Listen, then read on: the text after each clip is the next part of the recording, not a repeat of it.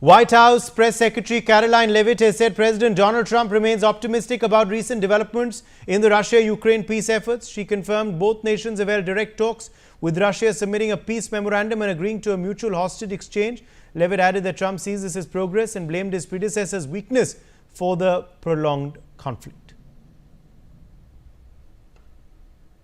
The President's thinking on the Russia-Ukraine war as it stands, I spoke to him about it just this morning, is he remains positive at the progress that we've seen. Again, he urged both leaders to sit down and talk directly with one another, and they did that. Russia handed over a memorandum of peace, or a peace plan, or a suggestion of one, I understand, to the Ukrainian side. They also agreed upon the exchange of prisoners or hostages from each other's countries. So he remains positive about the progress that we're seeing, but he also is a realist, and he realizes these are two countries that are at war and have been for a long time because of his predecessor's weakness and incompetence. So he's working hard to solve this conflict, and that's where his mind is right now.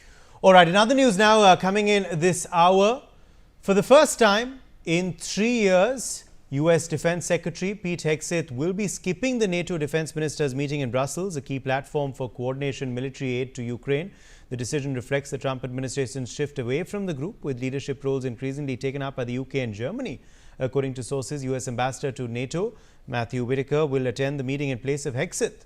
Aditya Vadavan is live with us for more on this story. Aditya, what explains this decision by Pete Hegseth? Well, absolutely. I mean, if you see, this Trump administration has been saying that, that it is their priority, to end this Russia-Ukraine war. However, if on the hindsight, we see, Donald Trump hasn't been able to effectively end this Russia-Ukraine war that he has been saying, and recently now Defense Secretary Pete Hegseth not attending this NATO meet regarding Ukraine. Tantamounts to the fact that United States is not so very serious about ending this war. We have seen how Trump kept saying that unless and until Ukraine signs the minerals deal, they won't come in to stop this Russia-Ukraine war. However, post this mineral deal was also signed between the United States and Ukraine.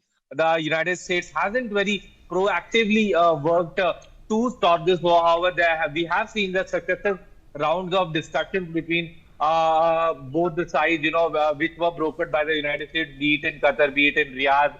However, the results of the efforts by the United States didn't prove to be very fruitful. So, in the times to come, there still exists, trust deficit between the Russian as well as the Ukrainian side, and now the European Union is taking strides in this regard. Recently what we have seen that the EU President Ursula von der Leyen had declared that we will impose hard sanctions on Russia if it doesn't stop this war, and countries like Poland, UK, and Germany also stepped up, reaffirming their commitment that if need required, we will deploy a military assistance on to Ukraine as far as this Russia-Ukraine war is concerned. Yes, Uday. All right.